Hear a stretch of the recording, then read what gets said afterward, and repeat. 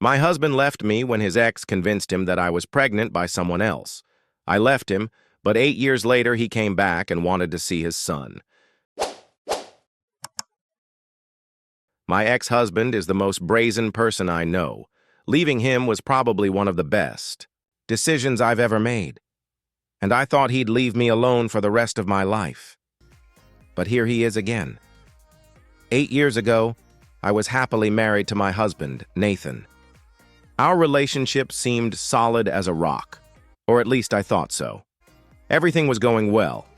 We dated for 2 years, were engaged for almost a year while planning the wedding, and then we got married. At that time, I was ready to protect our marriage with my life. I thought we were soulmates, but apparently, I was the only one who thought that. A couple of months after the wedding, my husband lost his job. It was a tough time for both of us, but I believed we'd get through it and that he'd find a new job quickly. We had some savings, and I was working full-time. Those few months were hard, but he tried really hard to find a job, and eventually, after what felt like 1,000,000 interviews, he got an offer. I still remember how happy we were the day he got that letter. I took him to a restaurant to celebrate. Who would have thought that this job would end up destroying our marriage? After his first day, he came home looking not just tired, but genuinely upset. I knew something was wrong. Then we had a very difficult conversation. It turned out his ex-girlfriend Jessica worked at the same company he had just joined. I had heard about Jessica. Nathan had dated her for 3 years and even proposed to her, but she refused and left him. That was several years before we met and started dating. We didn't talk much about our exes, but I knew the breakup had been hard on him, and he had never mentioned her since. When I found out she worked with him, I felt like my stomach flipped. Of all people, her. I didn't know what to think. Sure, years had passed, and I figured he had no feelings for her, but the idea of them working together made me really uncomfortable. Nathan also seemed genuinely upset, and we spent a long time discussing what to do. He offered to quit, but by that point, our savings were nearly gone, and I didn't know how much longer I could cover all the bills without a major lifestyle change, something neither of us was ready for. Besides, I told myself we were adults, and quitting a job because of an ex was childish. We talked almost all night, weighing options, and by the end of it, I felt much better. It seemed silly to think that some ex from the past could actually affect our relationship. Nathan was caring, loving, and completely reassured me. The next day he went to work and later told me she worked in a completely different department. He barely saw her all day. He assured me he wouldn't speak to her unless absolutely necessary for work, and if it ever happened, he'd tell me right away. That calmed me down. And each day I thought about her less and less. My husband was as loving as ever, and I was proud of us. We had handled something that could have become a major problem. Looking back now, I laugh at how naive I was. I was so blinded by love and trust that I didn't even consider anything might be wrong. A couple of months after he started the new job, he went on a business trip. He said if things went well, he might be offered a promotion. I was genuinely happy for him. I asked if I could go with him, turn it into a small getaway for the two of us. But he said he'd be too busy the whole time. He added that only men were going, and no one was bringing wives or girlfriends, so I'd feel out of place. I was a little disappointed, but didn't think much of it. It made sense. When he came back, I asked how the meetings went and if there was a chance of promotion. But he said he might have to attend a few more meetings with the contractor before a decision was made. For the next 3 months, he went on at least one business trip each month, but no news ever came about the promotion. Instead of getting suspicious, I naively started worrying that the company was taking advantage of him without offering a raise. Let me also mention that after that first conversation, we never spoke of Jessica again. I barely thought about her, and even when I did, I didn't bring her up. When I told all this to my friends during the divorce, they said I was incredibly naive to trust my husband so blindly. Now I agree with them. Back then, I would have trusted that man with my life. 5 months after Nathan started his new job, I realized I was late. Not thinking much of it, I took a pregnancy test just to be sure, and to my surprise, it was positive. I was stunned. It definitely wasn't a planned pregnancy, but with Nathan's new job and our stable finances, I thought it was good news. I was nervous, but also excited. Nathan was away on another business trip when I took the test, but he was coming back that same day. I decided to wait and tell him in person. I remember how nervous I was and how I had already started dreaming about our new life. He came home pretty late, and I waited so we could have dinner together. He walked in looking upset, and I asked what was wrong. He said it was just work stuff and didn't want to talk about it. I said I might have some news that could cheer him up and asked him to wait while I brought the test. I told him to close his eyes, then held up the test and told him to open them. He just stared at me for a few seconds and asked if it was really what he thought it was. I figured he was just in shock and said, "Yes, we're going to be parents." I waited for him to react and be happy, but his expression didn't change. I got uneasy and asked if everything was okay and if he wasn't happy. His face shifted, and he said he was just overwhelmed. I said it was a surprise for me, too, but it could be a good thing for us, and we'd handle it together. He still seemed cold and said he needed time to think. I was deeply hurt by his reaction. I expected joy, or at least support. I told him I was disappointed in him, and he basically brushed me off, saying I couldn't expect him to be excited about such a huge life change that he never agreed to. I told him he signed up for this when he married me, and if he couldn't be a good husband in this situation, maybe we needed to reconsider our marriage. He said, "Maybe," and walked out of the room without saying another word. I said it out of anger and hurt. I didn't really mean it, but his reaction broke my heart. I cried alone in the living room and slept on the couch because I didn't want to see him. He never came to check on me or asked me to come back. But even then, I still believed we'd work it out somehow. But that was just the beginning of my troubles. I woke up and Nathan was already dressed for work and making breakfast. I didn't talk to him and went back to the bedroom. He didn't try to stop me or say a word. I didn't know how to act. I waited for him to come to me, but after a while, I heard the front door close. He left. That whole day, I talked with my friends and my mom. I took the day off work. I remember that day so clearly, like it was yesterday. By the time he got home, I had a whole speech prepared about how he broke my heart and needed to be a better husband.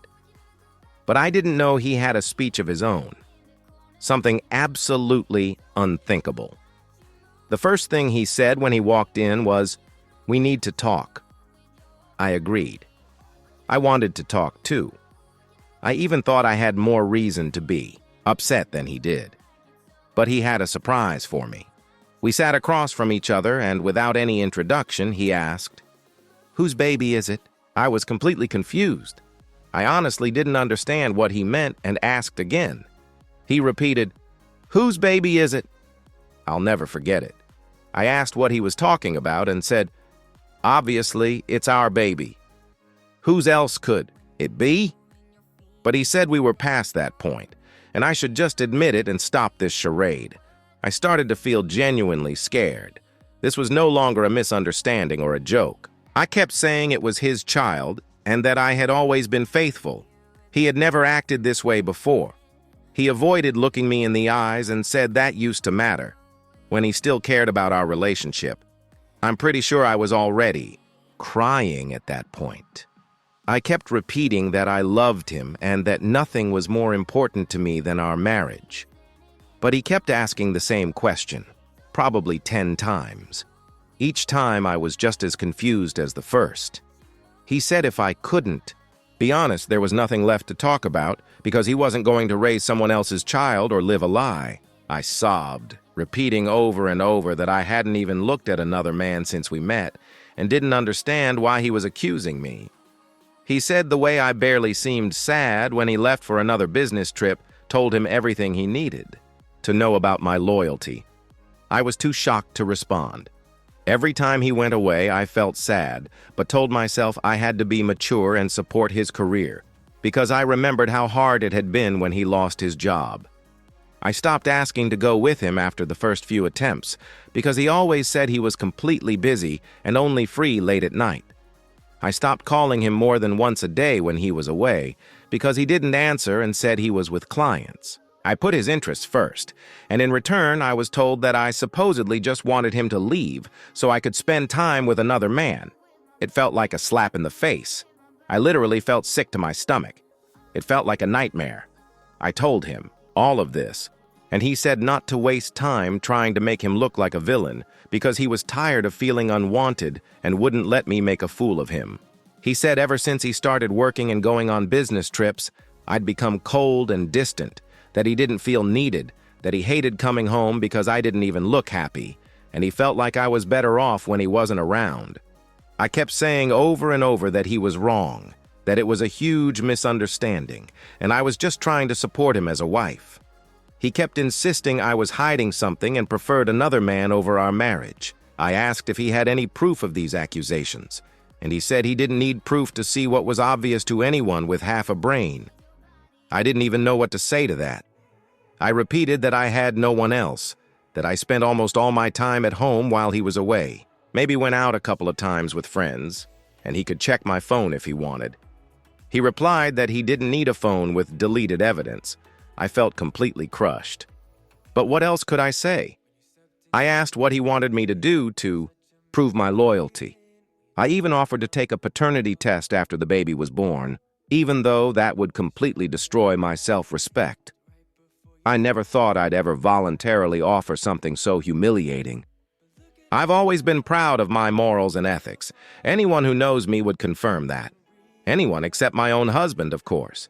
And that's what hurt the most. He said he wasn't going to wait 9 months to find out about infidelity and that there was no chance he'd help me carry and raise someone else's child. I screamed at him, said it was his baby, and called him a damn paranoid for not believing me. He replied that he didn't care what I thought of him, but if I wanted to keep the marriage, I'd have to terminate the pregnancy. I was horrified. He even said that. I asked him to think for a second about what he'd just said and how insane it sounded. He remained unmoved. Then I asked what he would do if I refused, because I hadn't even considered that option. He said if I wanted to keep the marriage, I had to do what he said, or it would be divorce. Divorce. I couldn't believe he actually said that word. I asked if he was serious, and he said yes. That's when everything ended for me. It was like all the sadness evaporated as soon as I heard it. I told him he was free to do what he wanted, but I was keeping the baby and would raise him with or without him. He said he hoped I wasn't pregnant by some loser and walked out.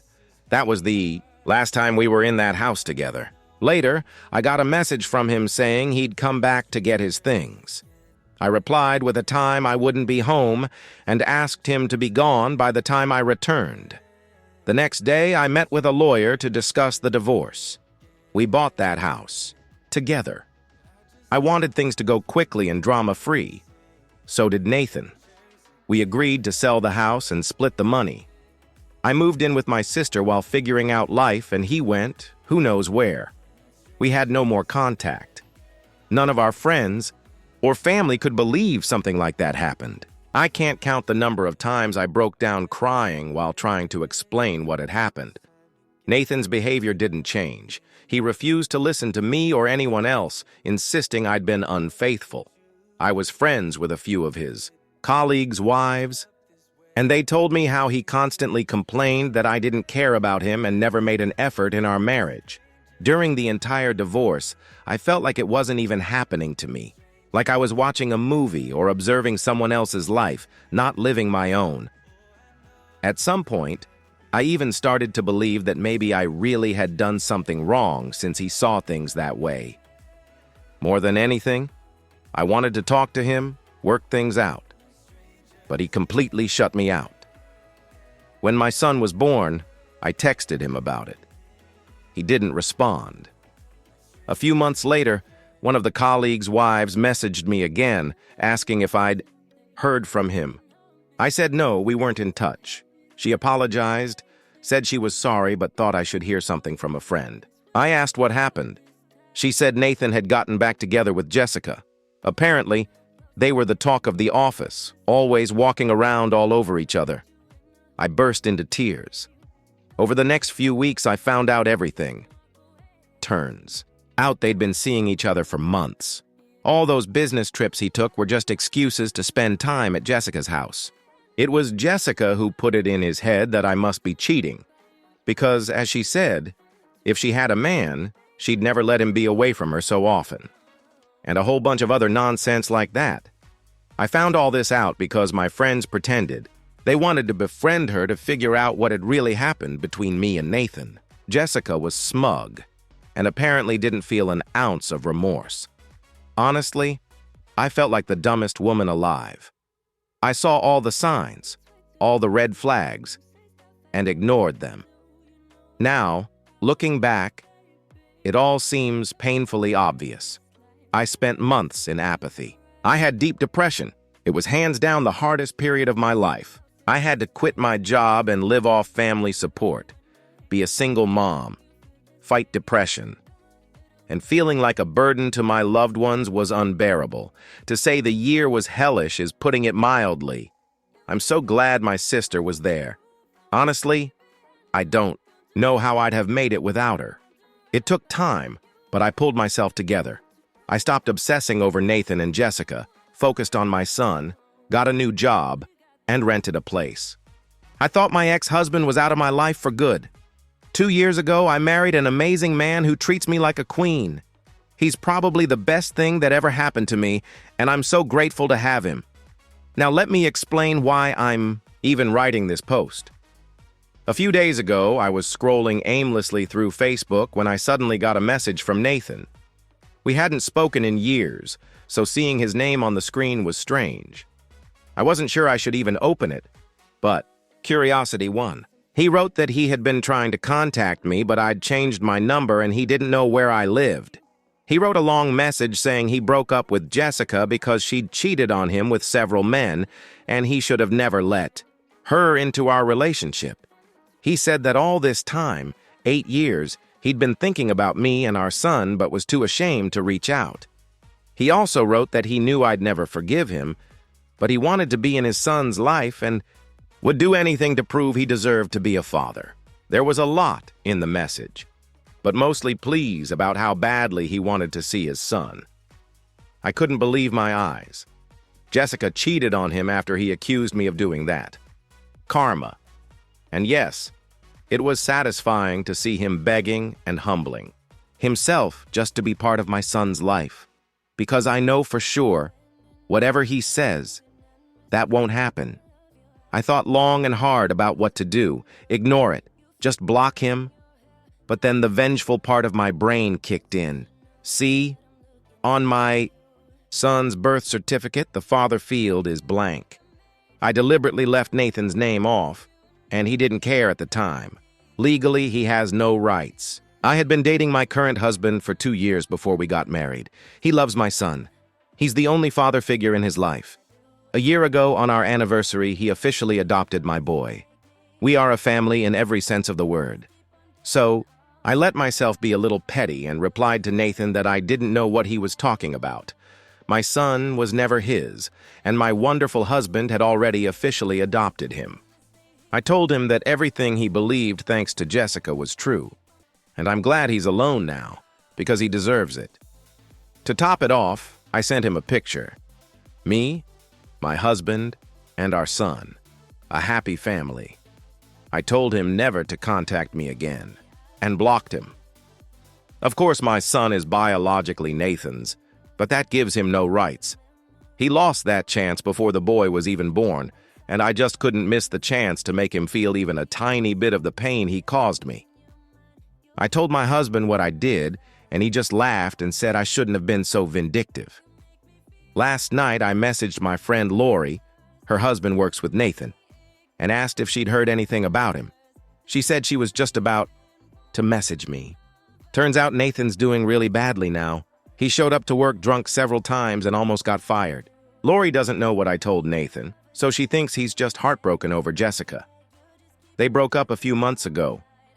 I just listened, pretended to be surprised, thanked her for caring and for being a good friend. I haven't told my husband yet and won't tell any of my friends until I talk to him first. Honestly, I do feel a bit ashamed. Maybe I really did go too far. Programa ChatGPT skazala, Update 1.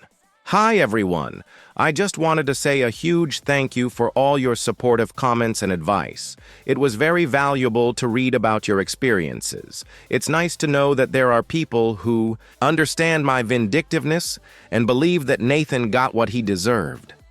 I have a small update about the whole situation with Nathan.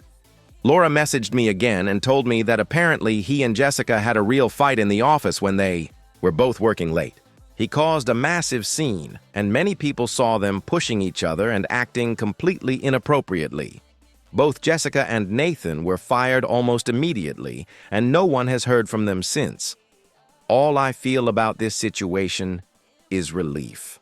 That he unleashed all his anger on Jessica and isn't trying to drag me into it. I never want to have anything to do with him again in any form. I decided to tell Laura what I had written to Nathan back then, and she got a little tense. But we both blame him for what he did to me and my son. Still, she thinks I may have gone too far. She even said I should reach out to Nathan and tell him the truth about the child.